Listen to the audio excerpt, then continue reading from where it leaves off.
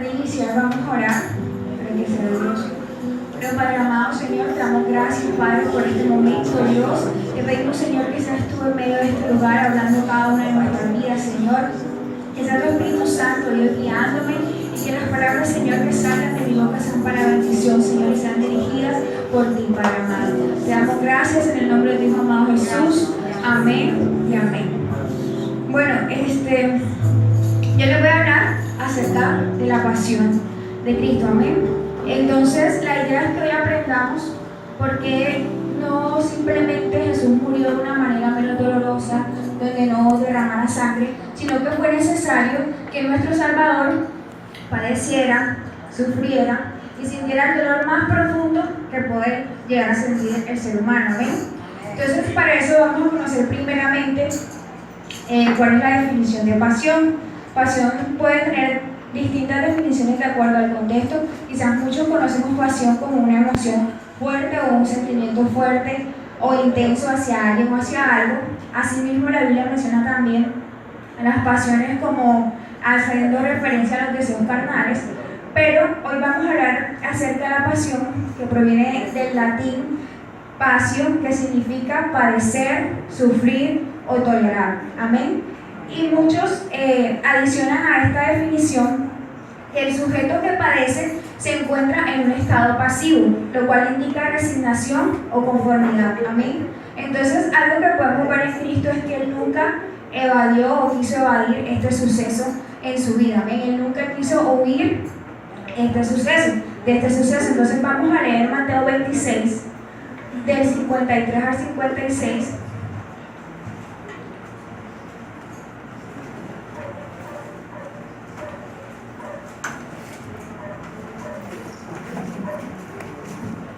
Vamos a ver rápido. Mateo 26, del 53 al 56, y dice: y saliendo los sepulcros. 26. ¿Acaso piensas que no puedo ahora orar a mi Padre y que Él no me daría más de 12 legiones de ángeles? Pero ¿cómo entonces se cumplirían las escrituras de que es necesario que así se haga? En aquella hora dijo Jesús a la gente: ¿cómo contra un ladrón habéis salido con espadas y con palos para prenderme? Cada día me sentaba con vosotros enseñando en el templo y no me prendisteis. Amén. Ahí hace referencia a que si Él, como Hijo de Dios, Él está en la capacidad para escapar de esa situación si quiere. Sin embargo, él no lo hizo. Amén. También hace referencia de que llegaron con Él con espadas como si fuese un ladrón, cuando Él simplemente estaba dispuesto a entregarse por nosotros. O sea, no era necesario que los soldados llegaran con espadas o que llegaran a la fuerza a prender al Señor, porque Él estaba dispuesto a entregarse por nosotros. O sea, Él estaba en un estado pasivo frente a ese suceso de padecimiento que iba a venir a su vida. Y lo podemos confirmar en Isaías 53:7, que lo encuentra rápidamente, porque el tiempo comprende. Isaías 53:7. Angustiado él y afligido no abrió su boca, como cordero fue llevado al matadero, como oveja delante de sus trasquiladores enmudeció y no abrió su boca. Amén. Él nunca abrió sus labios para decir: deténganse, no puedo más, no quiero sufrir esto. Él simplemente cayó en todo momento del sufrimiento. Amén. Entonces, la idea es que ahora miremos todo el proceso que padeció Jesús antes de su muerte, desde un enfoque médico y desde un enfoque espiritual. Entonces, lo primero que quiero que vean es Mateo 26, 37-38. Dice de la siguiente manera: y tomando a Pedro y a los dos hijos de Zebedeo, comenzó a entristecerse y a angustiarse en gran manera. Entonces Jesús le dijo: mi alma está muy triste hasta la muerte, quedaos aquí y velad conmigo. Amén. En otros evangelios, como Marcos, también habla acerca de la tristeza. Y si miremos la angustia, aquí menciona angustia y tristeza. Si definimos angustia, dice que proviene de angostura o dificultad. Y dice que es la congoja o aflicción. Y se trata de un estado afectivo que implica cierto malestar psicológico, acompañado por cambios en el organismo, como temblores, taquicardia, sudoración excesiva o falta de aire. Amén. Entonces vamos a confirmar esto porque en Lucas 22:44 utilizan una palabra quizás un poco más fuerte.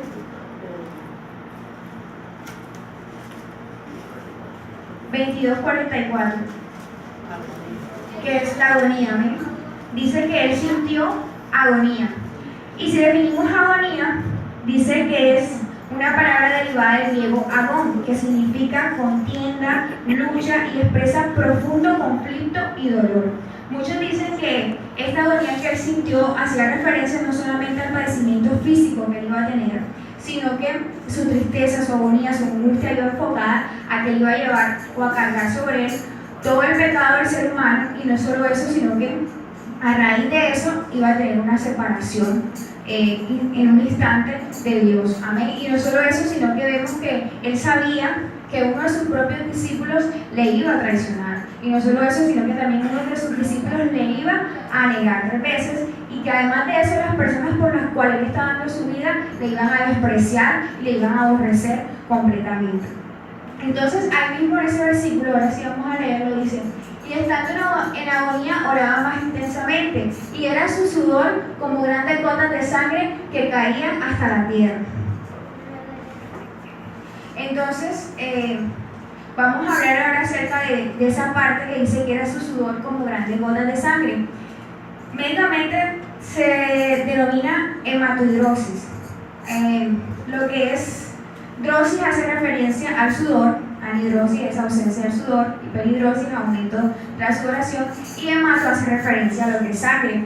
Muchos dicen que significa sudor teñido de sangre, y se dice que esto, aunque es muy extraño, es una respuesta fisiológica del cuerpo ante un máximo nivel de estrés, Entonces, ¿qué sucede aquí? Dice que hay un aumento de la presión arterial, que como tal lo que conlleva es que a los vasos capilares que se encuentran a nivel de la membrana basal de la piel no resistan, haya una ruptura, un rompimiento, y esa sangre, hay una extravasación hacia las glándulas sudoríparas. ¿Y qué pasa? Que sale por ahí no solamente sudor, sino mezclado con la sangre. Entonces, a eso hace referencia. No sé si me entendieron, más o menos quise hacérselos entender. Entonces, aquí en estos momentos Cristo aún no había aparecido físicamente, ¿cierto?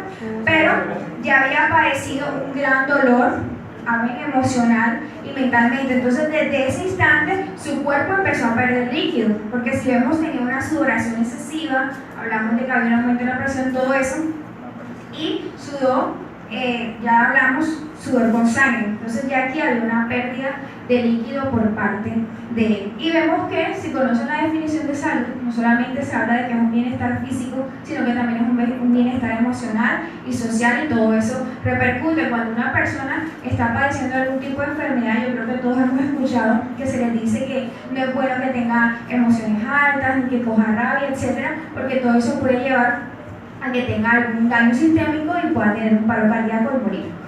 Entonces, la pregunta es: ¿cuáles han sido los motivos en nuestra vida para tener angustia?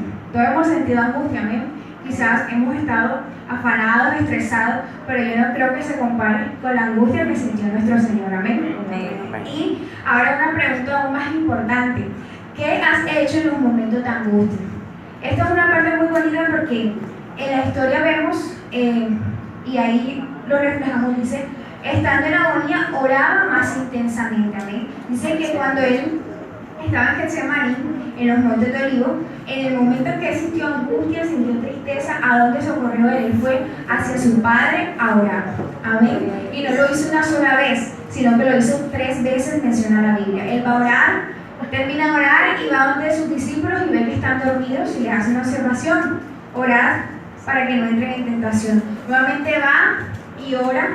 Cuando regresa, nuevamente están dormidos y nuevamente va y ora. Y vemos que está su agonía, que en el versículo antes de ese, 43, dice que fue necesario que un ángel llegara y le fortaleciera. Amén. O sea, era tal la angustia y la agonía que él sintió, que fue necesario que llegara un ángel para que le fortaleciera. Entonces vemos una enseñanza muy bonita, porque Jesús, el Hijo de Dios, en su momento de angustia, de dolor, de aflicción, él fue donde su Padre y oró intensamente. Entonces, en los momentos en que nosotros estamos angustiados, ¿a dónde vamos? ¿Qué hacemos? ¿Nos dejamos llevar por el estrés? ¿O o vamos delante de nuestro Padre para que Él nos dé fortaleza, así como lo hizo con su Hijo Jesús. Entonces, vemos que Cristo tiene autoridad para decirnos: no te afanéis por el día de mañana. Amén. Porque después de haber sufrido tal angustia, yo creo que Él tiene la autoridad para decirnos eso, y en sus palabras nos lo dicen: no te afanes por el día de mañana. Amén. Entonces, esa fue la primera parte del padecimiento de Jesús. Quizás no fue física, pero digamos que sí fue emocional y que se manifestó físicamente al ser tan fuerte. Bueno, después de esto, dice la palabra de Dios que lo arrestan durante la madrugada, y después de apresarlo lo llevan donde el sacerdote Caifás. Y todos los principales sacerdotes y ancianos empiezan a buscar falsos testigos para que den falsos testimonios contra él para poder entregarle hacia la muerte. Amén. Al principio no encuentran, después hay falsos testigos que empiezan a decir que él había dicho que era capaz de destruir el templo en 3 días y asimismo volverlo a construir. Entonces le preguntan: ¿acaso afirma que tú eres el Cristo? Pero Jesús como tal, nunca dice, bueno, sí. Siempre dice que lo que menciona él es, vamos a ver en Mateo 26:64, él menciona, su respuesta es que el Hijo iba a estar sentado a la diestra de Dios Padre, amén, y que volvería nuevamente en una nube. Jesús le dijo: tú lo has dicho, y además os digo que desde ahora veréis al Hijo del Hombre sentado a la diestra del poder de Dios y viniendo en las nubes del cielo. Amén. Yo creo que más adelante le dice: ¿para qué decir que sí si no me vas a creer? Pero después de que sucede esto, ya ellos dicen que a él con esta respuesta habrá blasfemado y que por eso ya él es culpable y tiene que ser matado, tiene que ser muerto. Entonces vamos a mirar en Mateo 26 de 67 a 68 para ver qué sigue en el padecimiento pues, de Jesús. Aquí dice: entonces le escupieron en el rostro y le dieron de puñetazos, y otros le abofeteaban diciendo: profetízanos, Cristo, ¿quién es el que te golpeó? En otro versículo, en Lucas 22:64, hacen énfasis en que a él le vendan los ojos. Amén. Por eso él no sabía quién le golpeaba y por eso se burlaban de él. Si tú eres el Cristo, dinos que quién te está golpeando. Amén. Pero aquí vemos: le escupieron, le dieron abofetazos, le daban cachetadas, puñetazos, se burlaban de él y lo despreciaron. Amén. Y lo más asombrante de esto es que no dicen que es una persona, o sea, hablan en plural. O sea, que fueron muchas las personas que le estaban abofeteando y que le estaban golpeando. O sea, que podemos deducir que Jesús tuvo múltiples contusiones, múltiples golpes, pudo haber generado hematomas en su rostro, que cuando hay ruptura de los vasos a causa del golpe, y que seguramente puede que hasta su rostro haya quedado irreconocible de la manera tan brusca que le golpearon, porque si nos damos cuenta eran personas que estaban llenas de ira, llenas de odio. Una persona con ira y con odio no va a golpear suavemente, todo lo contrario, va a golpear con más fuerza y va a generar aún más dolor. Y vemos que cuando nosotros nos van a golpear, lo que nosotros hacemos por inercia es retirar nuestro rostro o desviarlo hacia algún lado para que de pronto el golpe no nos dé o pegue con menos fuerza. Pero el Señor estaba totalmente vendado, él no sabía quién estaba golpeando y quizás no era uno a la vez, sino que eran todos al tiempo. Entonces podemos imaginarnos el dolor que sufrió nuestro Señor Jesús. Entonces ya después por la mañana, estando golpeado, lleno de moretones, deshidratado, una noche sin dormir, atan a Jesús y lo llevan hasta donde Pilato. Entonces era costumbre que el día de la fiesta, el día que se celebraba la Pascua, se soltaba a un preso, cualquiera fuera el que pidiera al pueblo. Pero ¿qué pasó? Que cuando Pilato le preguntó que si lo soltaban a él o a Barrabás, la gente que gritaba, ¿qué sabemos?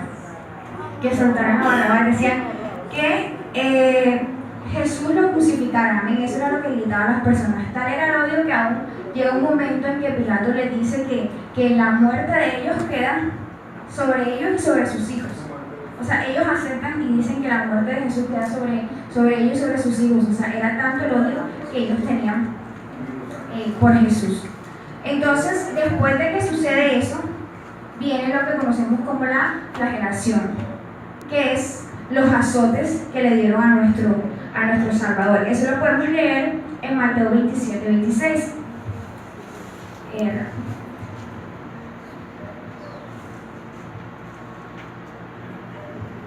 Dice, entonces le soltó a Barrabás y habiendo azotado a Jesús le entregó para ser crucificado. Amén. Entonces ya hablamos primeramente de todos los golpes que sufrió en su rostro.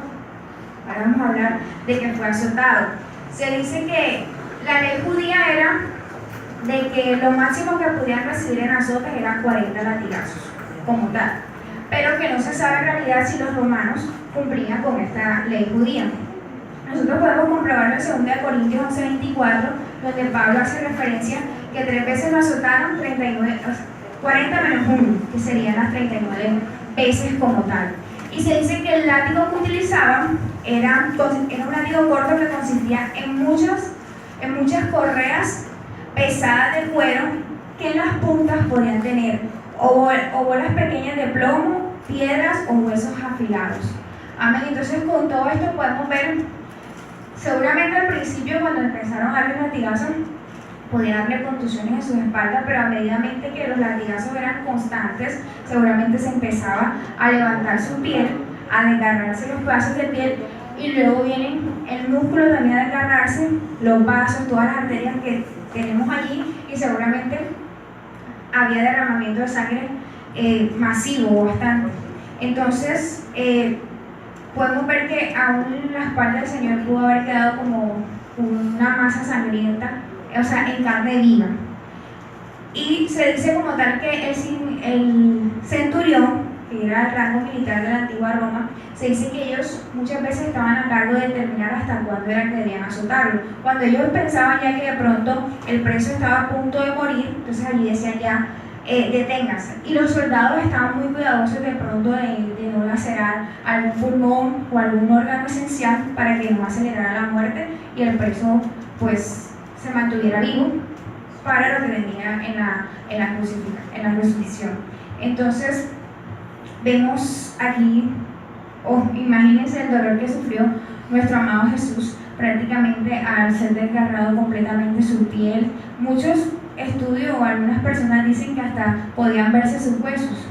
Entonces, bueno, después de esto, antes de ser llevado a la crucifixión, vamos a leer en Mateo 27, del 27 al 31.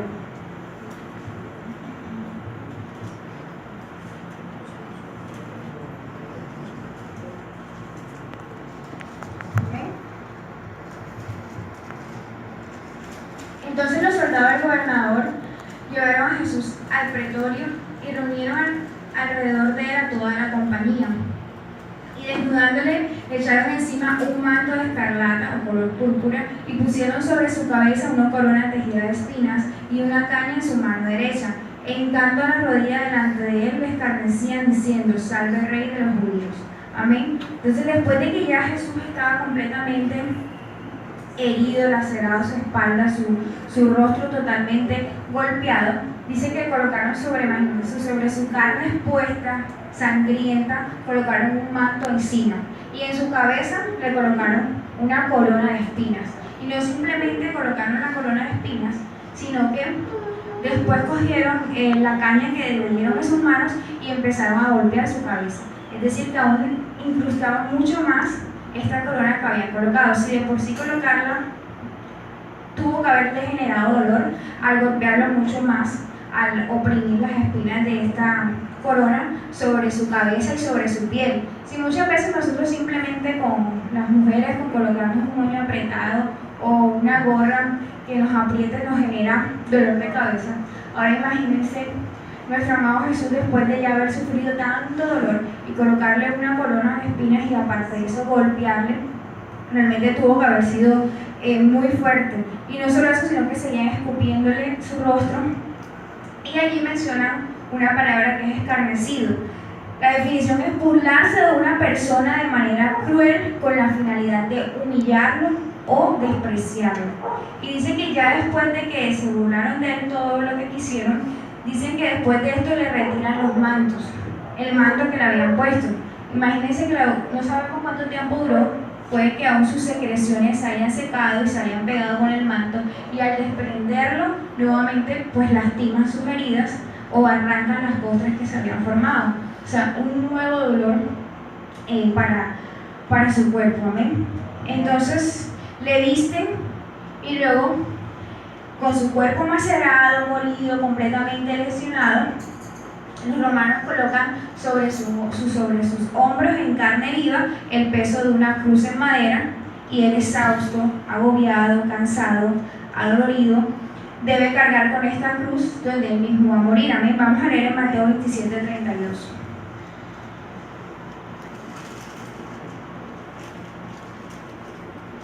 Antes de leerla, si nosotros simplemente cuando tenemos una herida no queremos ni que nos toquen ni que nos miren porque solamente rozarla nos lastima, ahora imagínense colocar sobre su carne expuesta completamente un peso de una cruz de madera. Tuvo que haber sido realmente fuerte.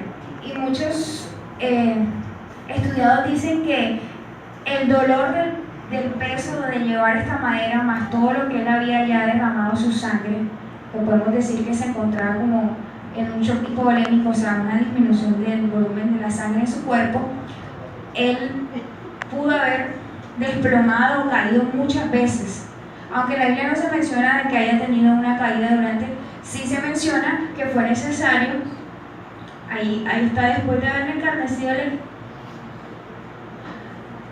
le quitaron el manto, le pusieron su vestido y le llevaron para crucificarle. Cuando salía, hallaron un hombre de Cirinía que se llamaba Simón, y a este obligaron a que llevase la cruz. O sea, fue necesario que Simón le ayudara a llevar la cruz. Seguramente podemos deducir que realmente el estado en el que se encontraba Jesús era tan fuerte que su cuerpo ya no daba abasto para poder cargar con esta cruz.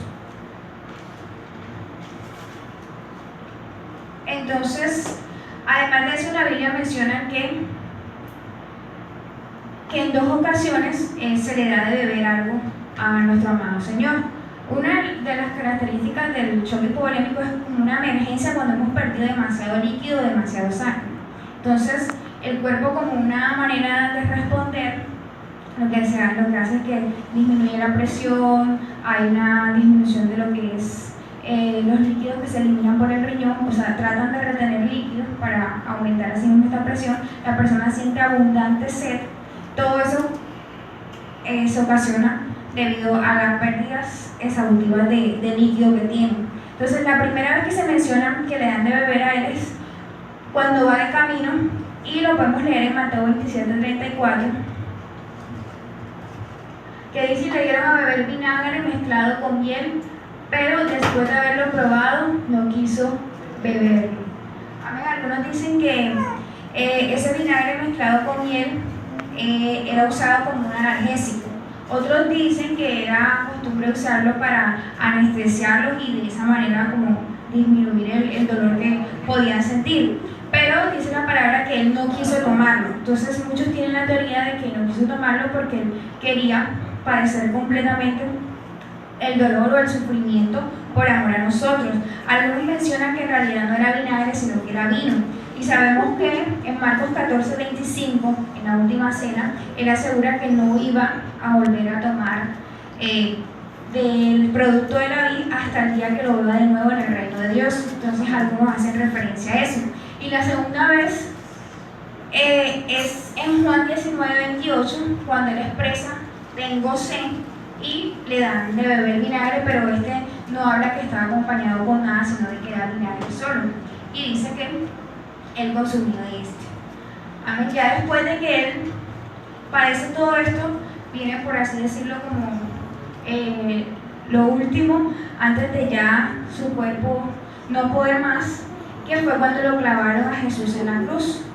Mateo 27:35, según la Nueva Traducción dice: clavaron a Jesús de pies y manos a la cruz, y se repartieron entre sí sus vestidos, echando suerte para que se cumpliese lo dicho por el profeta. Partieron entre sí sus vestidos y sobre mi ropa echaron suerte. Amén. Y en Juan 20:25, que sobre el discípulo Tomás, dice: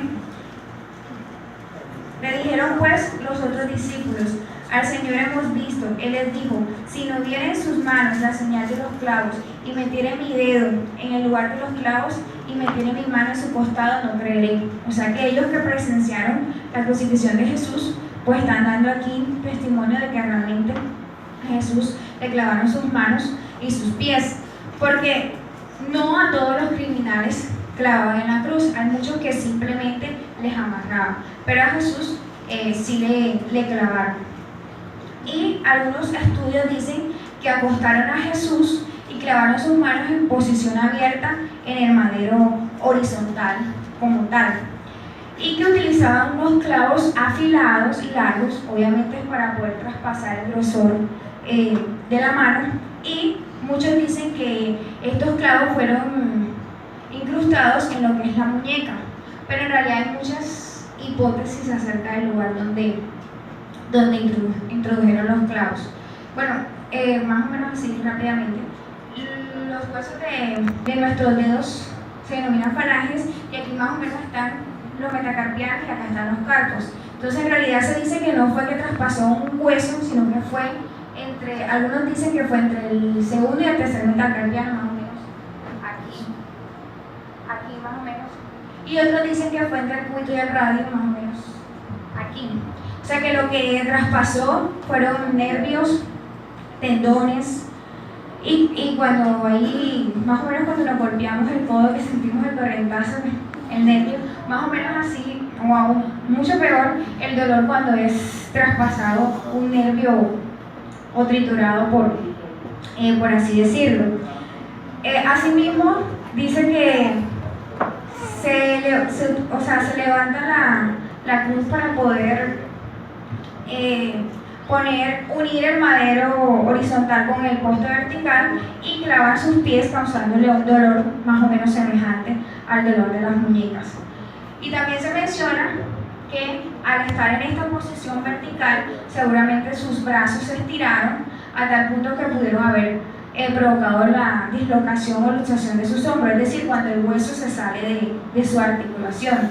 No sé cuántos alguna vez se les ha dislocado el codo o algo así, no sé si alguna aquí ha sentido ese dolor, que luego nuevamente se les acomoda así, cuando estaba pequeñita se les dislocó el codo. Entonces realmente es un dolor muy fuerte. Quiero que leamos todo esto, y en muchas partes de la historia de Jesús, si ustedes la leen en su casa, se habla de que todas estas cosas fueron necesarias para que se cumpliese la escritura. Amén. El hecho de que él dijera que tenía sed, todo esto fue necesario para que se cumpliese la palabra de Dios, aunque se repartieran sus vestiduras, todo eso estaba escrito. Vamos a leer Salmo 22:14. Aquí habla.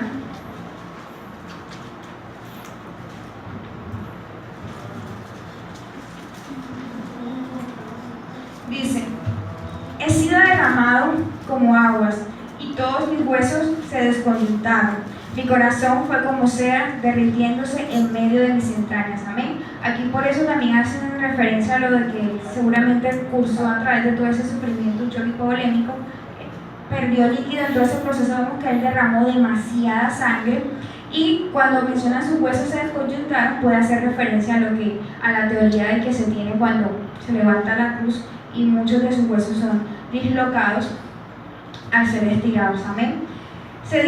Muchos dicen que el dolor provocado por los clavos abarcaría toda la gama y todos los tipos de dolores que ya Jesús había sufrido anteriormente en todo lo que mencionamos: dolores contusivos, abrasivos, nombres, etc. Todo tipo de dolor se dice que hace referencia a cuando Jesús lo clavaron.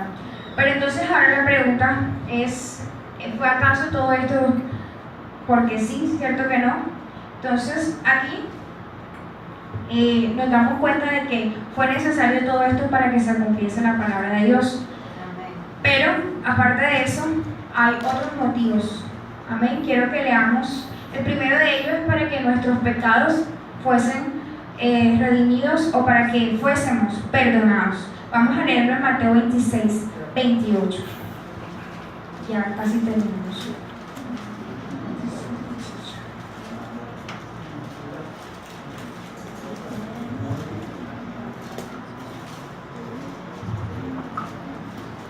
Dice, porque esta es mi sangre del nuevo pacto, que por muchos es derramada para remisión de los pecados. Amén. Por eso fue necesario que Jesús derramara su sangre, no que simplemente muriera de una manera menos dolorosa, donde no derramara su sangre. Él la derramó para que nuestros pecados fueran perdonados. De otra manera, Dios no nos podría perdonar, porque Dios solo nos perdona cuando al vernos a nosotros ver reflejado el sacrificio de su Hijo. De esa manera es que Dios puede tener misericordia de nosotros, de otra manera no la tendría. Amén. Porque somos tan malos y hay en nuestra vida hay en nuestra vida tanto pecado que la única manera de que Dios tuviera misericordia de nosotros fue ver tal sacrificio de tal magnitud que hizo su Hijo por nosotros. Entonces Dios ve reflejado a su Hijo en nosotros y gracias a eso es que recibimos perdón. De otra manera no se podría. Lo segundo es para que tuviésemos paz y sanidad. Y lo leemos al principio con la pastora en Isaías 53. Vamos a leerlo del 3 al 5.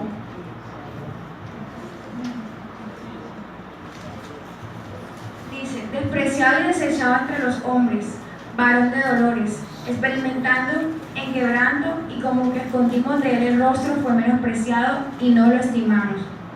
Ciertamente llevó él nuestras enfermedades y sufrió nuestros dolores, y nosotros le tuvimos por azotado, por herido de Dios y abatido. Mas él herido fue por nuestras rebeliones, molido por nuestros pecados. El castigo de nuestra paz fue sobre él, y por su llaga fuimos nosotros curados. Amén. Fue necesario que él padeciera todo eso. Aquí se habla de los azotes, se habla de que fue molido a causa de nuestros pecados, pero para que a través de esas heridas que él sufrió en su cuerpo nosotros pudiéramos ser sanados. No simplemente una sanidad física, sino una sanidad espiritual. Amén. Porque cuando tenemos pecado hay muerte y hay enfermedad en nuestra vida. Y aparte de eso, para que pudiéramos tener paz. Porque el pecado, sabemos que el pecado nos esclaviza, ¿no? Nos aturde. El pecado lo que trae a nuestra vida es estrés, angustia, dolor. Todo esto Él lo padeció para que nosotros hoy pudiéramos tener la paz que proviene de Él y que va más allá de lo que nos puede ofrecer el mundo. Amén. Y por último, somos justificados gracias a ese sufrimiento. Se encuentra en Isaías 53:11. La Nueva Traducción Viviente dice: cuando vea todo lo que se logró mediante su angustia, quedará satisfecho. Y a causa de lo que sufrió, mi siervo justo hará posible que muchos sean contados entre los justos, porque él cargará con el pecado de todos ellos. Amén. Y a causa de lo que sufrió, mi siervo justo hará posible que muchos sean contados entre los justos. Entonces, gracias a todo lo que él sufrió, nosotros somos justificados gracias a eso. Y podemos hacer que muchos también reciban de la palabra de Dios y puedan ser justificados también. Entonces, ya para terminar, quiero regalarles un versículo o varios. Cada uno busca uno. Un hermano que busca primera de Juan 15:18, otro busca Romanos 8:17, otro busca primera de Pedro 4:1.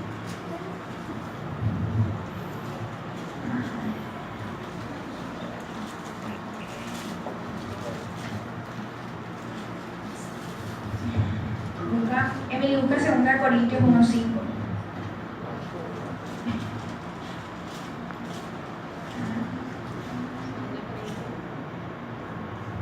Amén. Tía, tú busca 2 Timoteo 2, del 10 al 13. ¿Quién buscó Juan 15:18?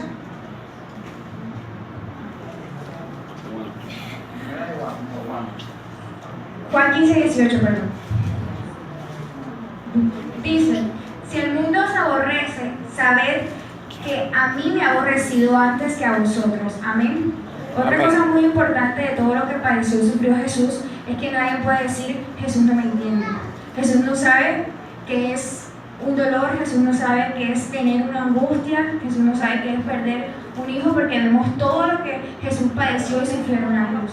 Entonces aquí nos recuerda: si el mundo os aborrece, sabed que a mí me ha aborrecido antes que a vosotros. O sea, ya Jesús lo padeció todo completamente y no hay nada ni dolor alguno que Él no pueda entender.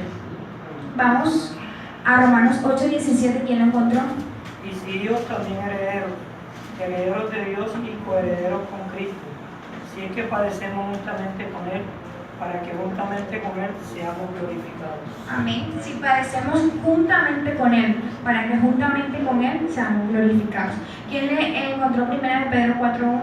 Acercarnos a Él, piedra viva, desechada ciertamente por los hombres, para Dios escogida y preciosa. 4:1. Pues Cristo ha padecido por nosotros en la carne, nosotros también, armados del mismo pensamiento, pues quien ha padecido en la carne terminó con el pecado.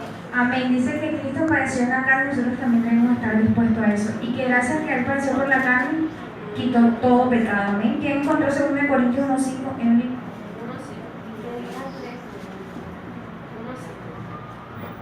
Porque de la manera que abundan en nosotros las aflicciones de Cristo, así abunda también por el mismo Cristo nuestra consolación. Amén. Y para terminar, 2 Timoteo 2 del 10 al 13. Dice, por tanto, todo lo soportó por amor de los escogidos, para que ellos también obtengan la salvación en Cristo Jesús con gloria eterna. Palabra fiel es esta.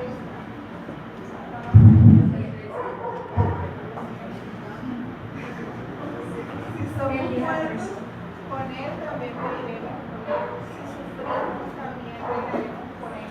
Si le negamos, Él también nos negará. Si fuéramos infieles, Él permanecerá fiel. Él no puede negarse a sí mismo. Ya. Amén. Escucharon.